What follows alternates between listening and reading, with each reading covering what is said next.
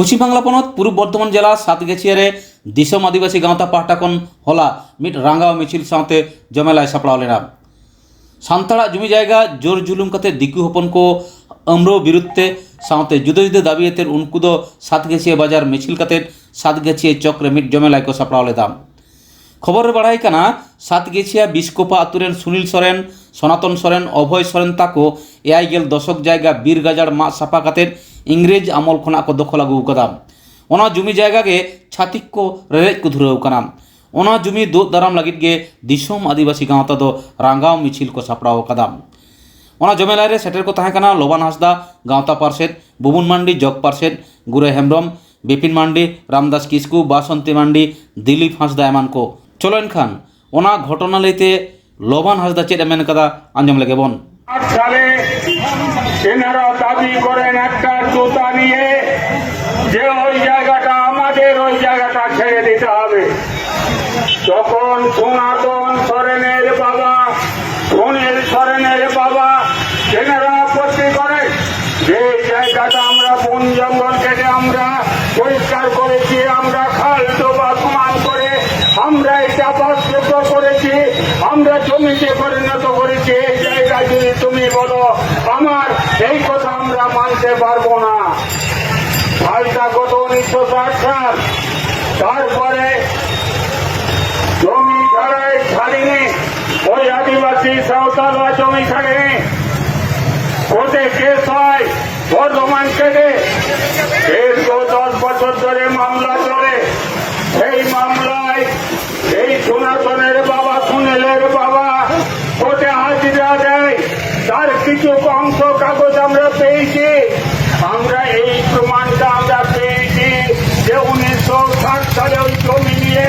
যে বিরোধ হয়েছিল মামলা হয়েছিল কেস হয়েছিল এই তথ্যটা আজকে আমাদের কাছে এসেছে আমরা এর থেকে একটা উপলব্ধি করেছি যে তারা যে দাবি করছে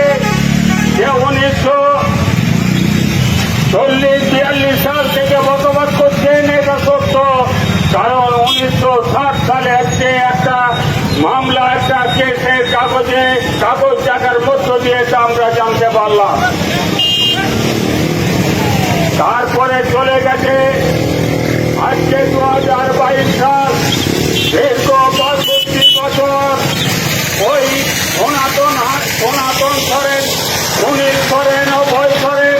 তারা সেই জায়গাতে বসবাস করছেন সেই জায়গাটা তারা হচ্ছে বেগুন গাছ মূলা গাছ নানা কিছু ফসল ফলিয়ে খাচ্ছে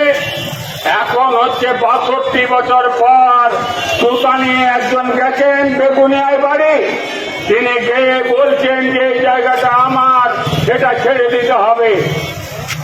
এই অভিযোগ নিয়ে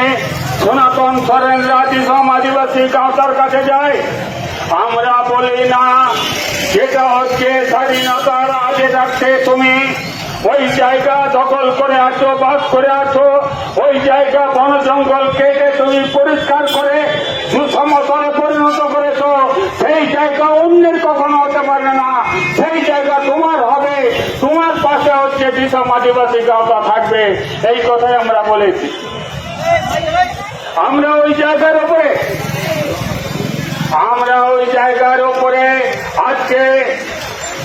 মিছিল করে গিয়ে আমরা ফিরাজ করতেছি আমরা আপনাদের কোনো যদি হচ্ছে ওই জমির মালিক পরিচিত ব্যক্তি হন আপনাদের কাছে অনুরোধ করছি আমাদের বার্তাটা তার কাছে পৌঁছে দেবেন কোন হচ্ছে ভুলক্রমে ভুল করেও যাতে ওই জায়গাতে না যান ওই জায়গাতে ওই সনাতন সরেন সুনীল সরেনকে যাতে ব্যস্ত না করেন যদি ব্যস্ত করেন তাহলে আদিবাসী গাঁওটা একটা ছোট্ট মিছিল করে প্রতিবাদ করেছে ছোট্ট একটা জমায়েত করে প্রতিবাদ সভা করছে আগামী দিনে এই আদিবাসী সাঁওতালকে ওই ধরনের হয়রানি করলে আমরা কথা দিচ্ছি সাতগাছিয়া বাজারে তিল ধরবার জায়গা থাকবে না সেই জমায়েত করে প্রতিবাদ আমরা করে তুলব আমরা দেখতে চাই এর ইন্ধন আমরা কারা? আমরা সেই জমায়েত করব। আজকে একটা ছোট্ট জমায়েত করার মধ্য দিয়ে আমরা এই বার্তা ওই জমির মালিকের কাছে আমরা পৌঁছে দিতে চাই। আমরা রাজনৈতিক যারা ব্যক্তি আছেন তাদের কাছেও আমাদের বক্তব্য আমরা বলতে চাই, আপনারা কোনো মতে আপনারা ওইখানে ইন্ধন দেবেন না। ওই জমির মালিককে আপনারা কখনো বলবেন না যে ওই জমিটা হচ্ছে দখল করার জন্য, তাকে কখনো উৎসাহিত করবেন না। যদি আপনারা ভুলক্রমে আপনারা ওই মালিককে উৎসাহিত করেন অথবা ওই মালিকের পক্ষে ওকালতি করেন, তাহলে আগামী দিনে আমাদের অবস্থান কি হবে তা স্পষ্ট ভাষায় আগামী দিনে আমরা জানিয়ে দেব। আমরা বলতে চাই, এই জমি নিয়ে আমরা বহু হচ্ছে এখানে থাকতে চাই স্কুল মাঠের পাশে ভানু মুর্মুর জায়গা। তিনি বর্গা চাষি, দীর্ঘদিন ধরে ইচ্ছে চাষ করছেন। 2010 সাল পর্যন্ত সেই মালিকের জায়গা আছে আর তাতে লেখা আছে বরগাদার ভানু মুর্মু। আর 2014 সালে আমরা যখন সার্চিং রিপোর্ট বার করছি তখন দেখছি আমরা সেই কাগজে মালিকের নাম লেখা আছে। অনুমতি দখল, অনুমোদিত মালিক ভাগ্যকিয়া স্পোর্টিং ক্লাব,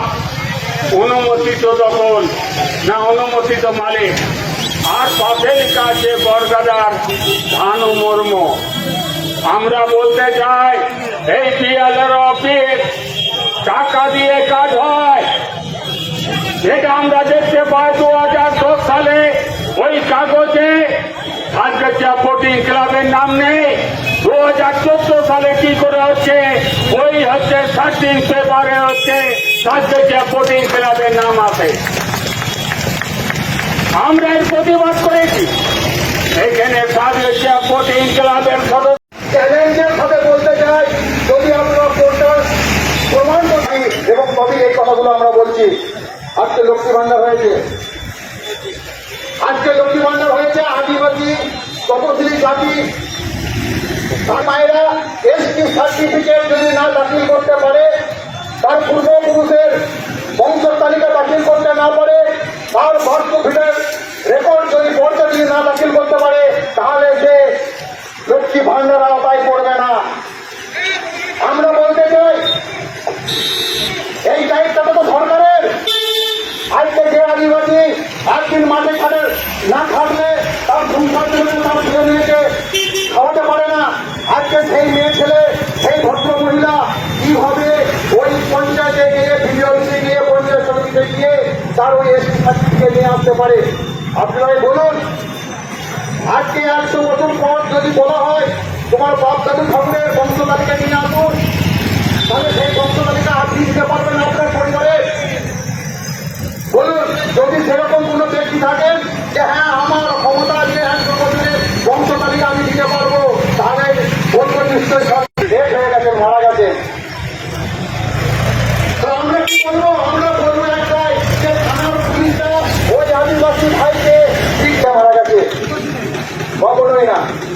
কখনোই না। আজকে রাজনৈতিক সহায়তা প্রশাসনের লোকেরা আদিবাসীদের জুলুম করা হচ্ছে, করছে, আর আমরা সেটা আজ পর্যন্ত কিন্তু আর মেনে নেব না। অনেক কিছু বলার আছে। আমরা বলতে চাই, উন্নয়ন বিমুখ নয় আমরা। উন্নয়ন নিশ্চিত হবে, এই রাস্তা হবে, আকাশে এরোপ্লেন উঠবে, বিজ্ঞানের উন্নতি হবে, বিজ্ঞানের বিরুদ্ধে আমরা